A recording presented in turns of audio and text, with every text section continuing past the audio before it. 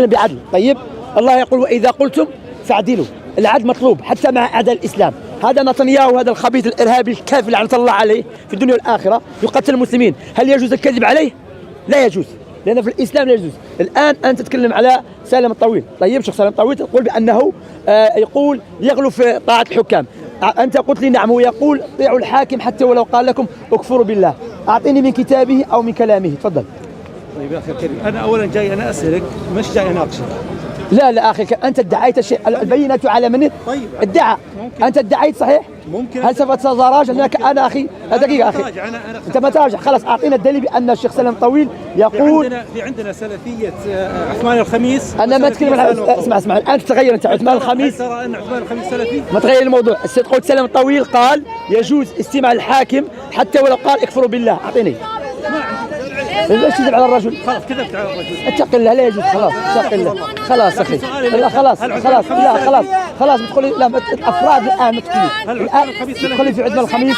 الان انت ادعيت على جاوبني علماء عثمان الخميس سلفي؟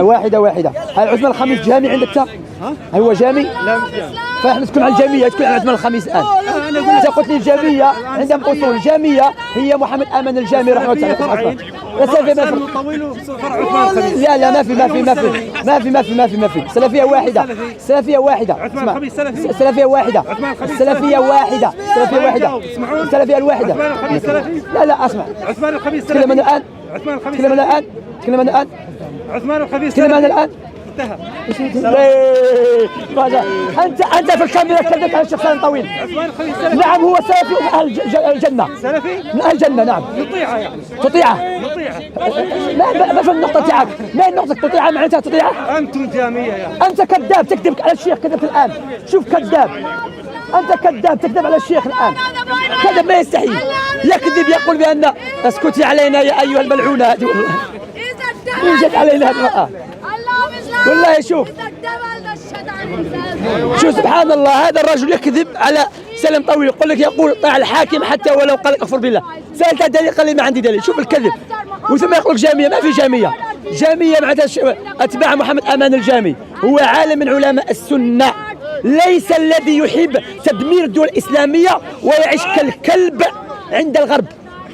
طيب محمد امان الجامي رحمه الله تعالى حب خير الدول الإسلامية، وأعداء الإسلام الذين يحبون يدمرون الدول الإسلامية باسم الغير على الإسلام يدمر البلد ثم يهرب من البلد ويأتي إلى أوروبا.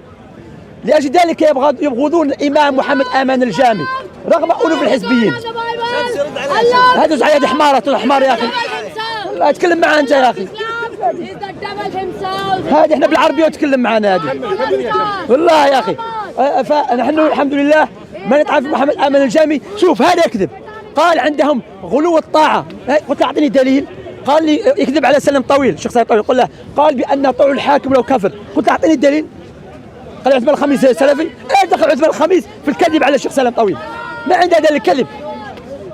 سبحان الله. وهذا الذي ترى الحزبيين يكذبون على الناس، ما عندهم دليل، كله كذب. الجامية أعطوني أصول الجامية. الغلو في الطاعة. الشيخ محمد أمان الجامي يقول لا يجوز طاعة الحاكم في المعصية. هذا قول الرسول عليه الصلاة والسلام. لكن مع الناس يكذب ويتحرى الكذب ويتلذذ بالكذب كهذا الشؤون غير الإسلامية. فاهم؟ هذا كله يكذب على السلفيين. فالحمد لله أنا شوف ليس أختبئ من وراء الشاشة ولا أبين وجهي. أنا أتينا كل أحد لكي أناظر الناس. من يدعي بأن في فرقة اسمها الجامية تعال نتكلم بالعلم. مرة تكلمت مع شخص قلت أعطني أصول المداخلة، ما في أصول إلا كذب على الشيخ ربيع بن هادي المدخلي. لكن بعض المسلمين ماذا يريد؟ يريد العلماء السلفيين أن يفتوا بتدمير الدول الإسلامية وتراهم هاربين إلى الغرب لاجئين. لذلك رؤوس الخوارج أين هم؟ تقع في أوروبا أو في تركيا. يقول لك الحكم بما أنزل الله وهو في تركيا عايش. تركيا تحكم بما أنزل الله؟ لا يجوز. أردوغان يجوز يحكم بغير ما أنزل الله. تناقض أخي الحمد لله. فمن يدعي فيه فرقة اسمها الجامية أو المداخلة، أنا هنا تعال نتكلم القرآن والسنة والسلف. سألته يقول السلفية في اثنين. عندك دليل وما عندك دليل؟ ما عنده دليل. فهذا بالله عليك في الكاميرا سوف يراه الناس بأنه كذب، الكذب الصراح. ثم عندما ألجمته قال اتراجع ثم هرب. نسال الله السلامه والعافيه. ها هو يهودي، ندعو اليهود خلاص ندخلوا الاسلام يهودي.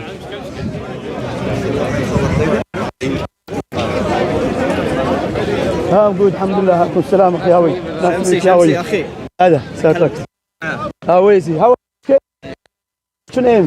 قل له ما رايك عن غزه. علي ملخ هو ابو غزه. قل له ما رايك عن غزه. he's asking his opinion about Gaza.